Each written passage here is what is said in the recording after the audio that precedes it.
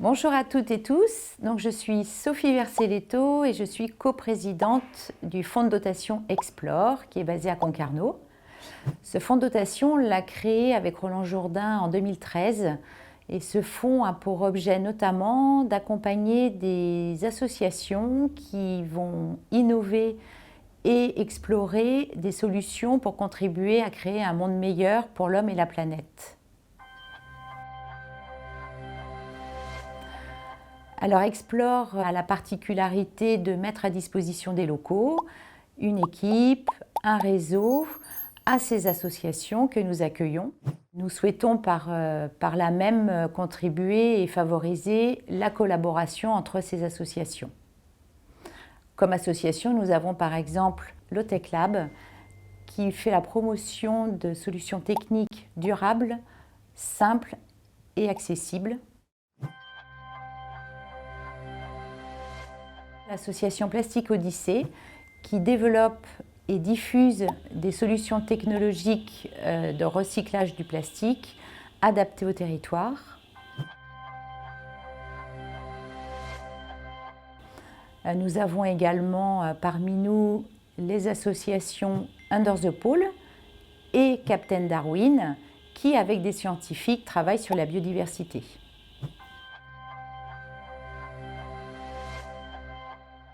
Donc ces associations sont toutes d'intérêt général et elles sont évidemment à dimension internationale tout en étant ancrées sur leur territoire. Elles vont partager leurs recherches, leurs découvertes, leurs explorations à ces territoires et notamment par la mise à disposition des solutions qu'elles ont développées. Je pense notamment à la Tiny House qui est une maison low-tech qu'a construit le Lotech Lab et qui est à disposition des usagers à Concarneau, car ouverte à l'ensemble des gens.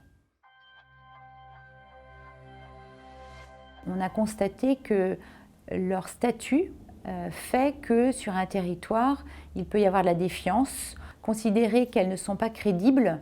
Or, nous avons, nous, la certitude, au contraire, que ces associations sont constitués de gens qui sont extrêmement engagés, des gens qui sont sérieux, qui sont compétents, d'une part parce qu'ils sont ancrés sur le territoire, ça leur permet de connaître le sujet, de déceler les signaux faibles et d'essayer d'y trouver des solutions. Ce sont des gens qui sont aussi très proches des acteurs de ce territoire et qui peuvent créer un lien qui n'existerait pas sinon. Et enfin, ce sont des gens qui travaillent dans un enthousiasme fort qu'ils peuvent partager sans problème avec les acteurs du territoire. Nous souhaitons vraiment qu'une collaboration forte s'installe et pour cela, nous avons pris le rôle de facilitateur. Mais qu'est-ce que c'est que ce rôle de facilitateur? Eh bien finalement, c'est d'essayer de comprendre quels sont leurs besoins communs, de créer des connexions qui permettent de faire émerger des projets.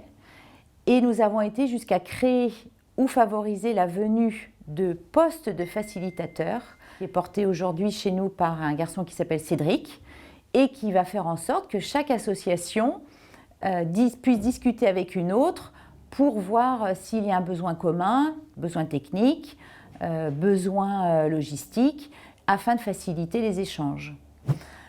L'enjeu pour nous, c'est évidemment que cette facilitation soit aussi accueillie sur le territoire.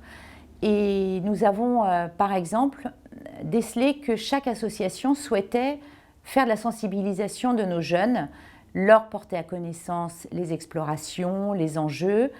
Et nous avons, avec Explore, décidé de monter un partenariat avec le rectorat de Rennes, qui a permis aux associations de pouvoir délivrer les sujets qu'ils souhaitaient faire découvrir aux étudiants, aux jeunes, de façon plus facile parce qu'ils étaient officialisés. Et finalement, on se rend compte que d'un besoin commun simple, nous avons réussi à trouver une solution simple en collaboration avec l'institution publique du territoire.